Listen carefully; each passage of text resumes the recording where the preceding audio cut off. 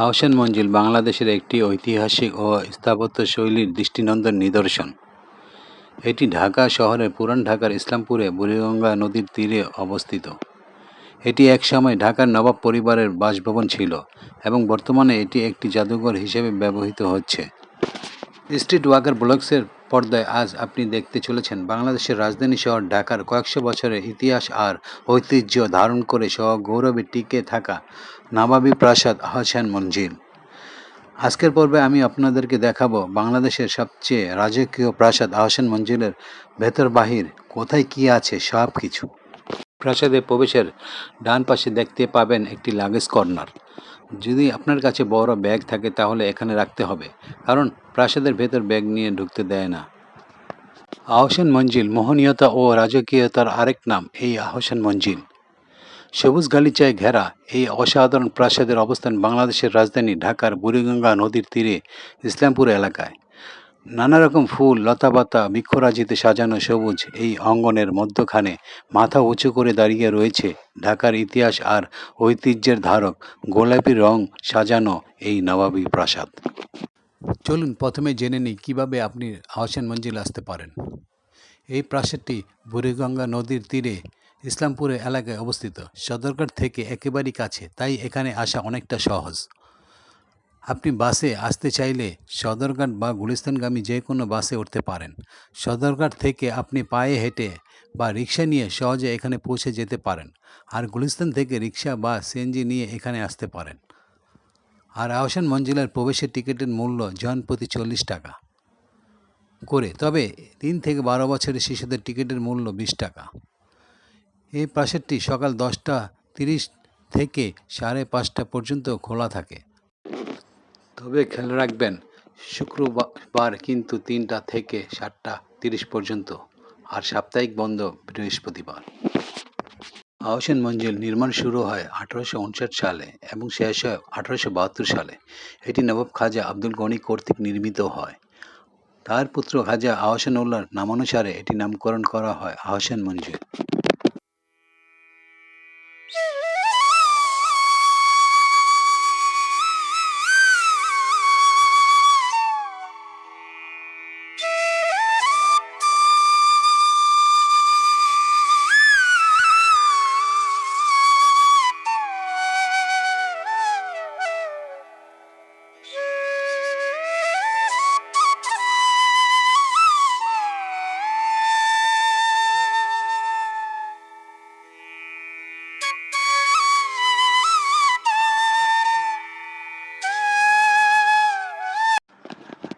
প্রাসাদের প্রবেশের আগে আপনাদেরকে জানিয়ে রাখি, আজ একেবারে শুরু থেকে শেষ পর্যন্ত প্রতিটি জিনিস ঘুরে ঘুরে দেখাবো। চলুন ভেতরে ঢোকা যাক। ভেতরে ঢুকে প্রথমেই আপনার চোখে পড়বে একটি বর্ম, যা সেই সময় সৈনিকদের প্রতিরক্ষার জন্য ব্যবহৃত হতো। এই ঘর থেকে একটু বের হয়ে সামনে এগিয়ে গেলে আরেকটি ঘরে আপনি পৌঁছে যাবেন।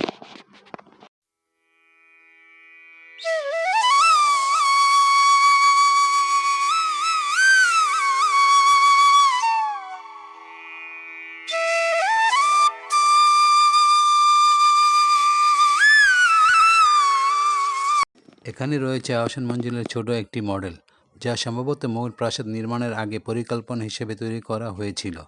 মডেলটি অত্যন্ত নিখুঁতভাবে তৈরি করা, যা প্রাসাদের আসল নকশা ধারণা দেয়। এবার আমরা একটা অসাধারণ জায়গায় পৌঁছেছি। এখানে দেখতে পাবেন একটি বিশাল ডাইনিং হল, যা এক কথায় রাজকীয়। ঘর জুড়ে লম্বা টেবিল, তার চারপাশে সাজানো চেয়ার, সবকিছু যেন সে সময় রাজকীয় আতিথেয়তার গল্প বলে। এখানে রয়েছে একটি বিশাল হাতির মাথার খুলির প্রদর্শনী।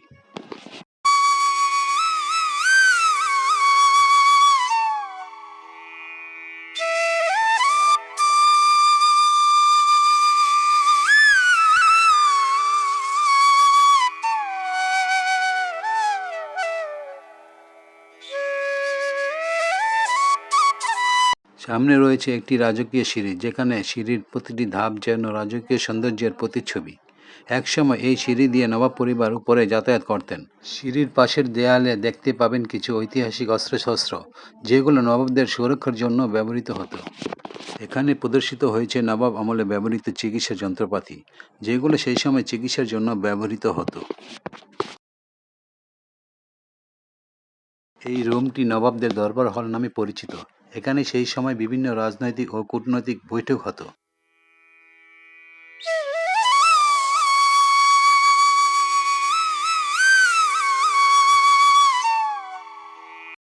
এটি একটি গুরুত্বপূর্ণ চিত্রকর্ম।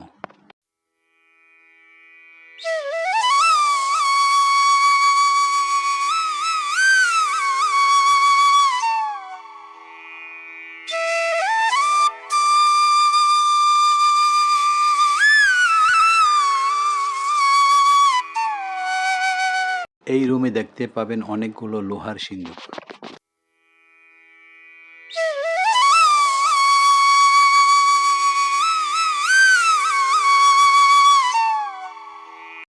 এখানে প্রদর্শিত হয়েছে নবাব পরিবারের বংশতালিকা।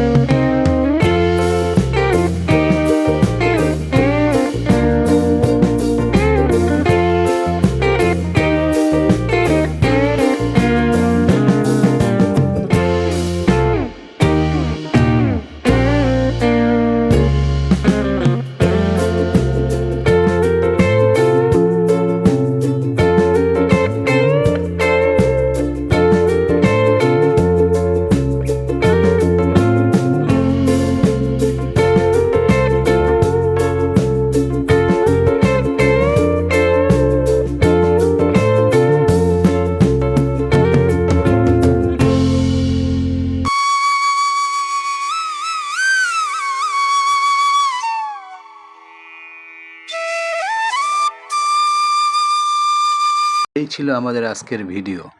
আপনাদের ভিডিওটি ভালো লাগলে লাইক করুন, কমেন্ট করুন আর চ্যানেলটি সাবস্ক্রাইব করতে ভুলবেন না।